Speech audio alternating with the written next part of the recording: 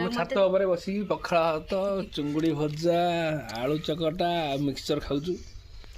ଆଉ ଆମ ସହିତ ଆମ ଯଶୁ ବି ଅଛି ଖାଉଛି ସେ। ଯଶୁ ଦେଖ ତମ ଟିକେ ହାଏ କରିଦିଅ ସମସ୍ତଙ୍କୁ ହାଏ କରିଦିଅ।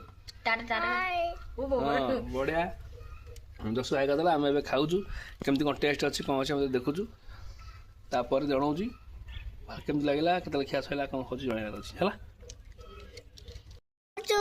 ଆମେ ଆମର ଖିଆ ବି ସରିଗଲା ପରିଷ୍କାର ଭାବରେ ସବୁ ଖାଇଦେଲୁ। ଯଶୁ ବି ଆମର ଟିକେ ଖାଇଦେଇଛି। ଯଶୁ ପେଟ ପୁରିଛି ପେଟ ପୁରିଛି ତ ଦେଖିବା ଦରକାର ନାହିଁ କେତେ ଲାଗୁଛି ତ ପେଟ ପୁରି ପେଟ ଯଶୁ ପୁରି ଯାଇଛି। ଆଉ ମୋର ବି ପେଟ ଶାନ୍ତି ଲାଗିଲା ଗୋଟେ ବହୁତ ଦିନ ପରେ ଖରାରେ ବସି ଟିକେ ଖାଇବାରେ ଶାନ୍ତି ଲାଗିଲା।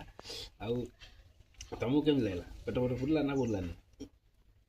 ପେଟ ପୁରିଲାନି ତାହେଲେ ଗୋଟେ କାମ କର ତମେ ଆଉ ଟିକେ ପାଣି ପିଇ ଦିଅ ନହେଲେ ଆଉ ଭାତ ଟିକେ ଥିବ ଆଣିକି ଟିକେ ଖାଇଦିଅ ଚୁଡ଼ା ହେଇଗଲା ମୋତେ ଭଲ ଲାଗେ। ଆଉ ଠିକ୍ ଅଛି ଆମର ଆଜି ତ ଖାଇବା ସରିଗଲା। ଆଉ ଖରାବେଳେ କ'ଣ ଖାଇବା ପିଇବା ହେଉଛି କ'ଣ ନାହିଁ ମୁଁ ଆପଣମାନଙ୍କୁ ଦେଖେଇବି କ'ଣ ଆଇଟମ୍ ହେଉଛି କ'ଣ ଭାତ ହେଉଛି କି ଆଇଁଷ ହେଉଛି କି କ'ଣ ହେଉଛି। ଆଇଁଷ ତ ମୁଁ ଖାଏନି ମୁଁ ସାଧା ଲୋକ all time all time vegetable ଖାଇବା ଲୋକ ଆମେ ଦେଖିବା କ'ଣ ହେଉଛି ରହିଲି ଠିକ୍ ଅଛି। ଯଶୁ ଆସିବ ଆମର ଖରାବେଳେ କ'ଣ ଖାଇଲା କ'ଣ ନାହିଁ ଯଶୁ ଆମର କହିବ ହେଲା। ଯଶୁ ଆମେ ରଖିଦେବା ଏବେ ଠିକ୍ ଅଛି।